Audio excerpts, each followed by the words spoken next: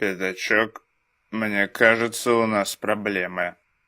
Серьезно? И как же ты это понял? Спокойно, свинья. Действуем по старой схеме. По старой схеме? Да, по старой схеме. По старой схеме, я тебя понял.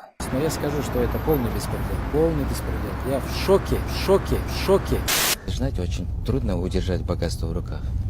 Поэтому нужно делать все для того, чтобы это все удержать.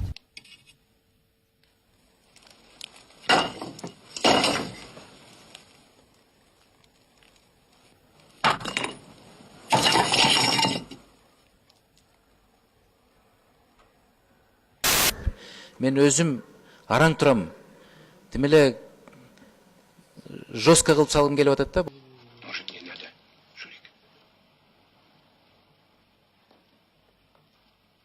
Я больше не буду. Нет. Надо, Федя. Надо. Бам.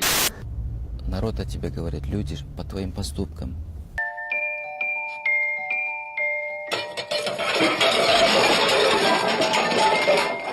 Жерде регламент бузулган жок. Күндөрдүн баары ошо талапка ылайык толугу менен. Андай жок. Что? Я говорю, кто не работает, тот ест. Мен 386 миллион жол тазамын деп айта алам да. Анан өткөндө көчөдө баратсам бир улгайып калган эле киши эй сапар дейт, анан карасам музей деп калды да, анан эмнеге музей деп атасыз десем, ошол жактан жегениңди кузей деп абдан көңүлүмдү көтөрүп койду да.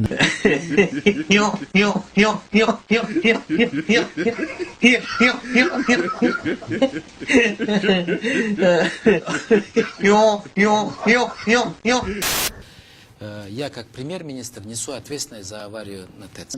Мелкое? Да, и вот учтите, что за это мелкое хулиганство я плачу крупные деньги.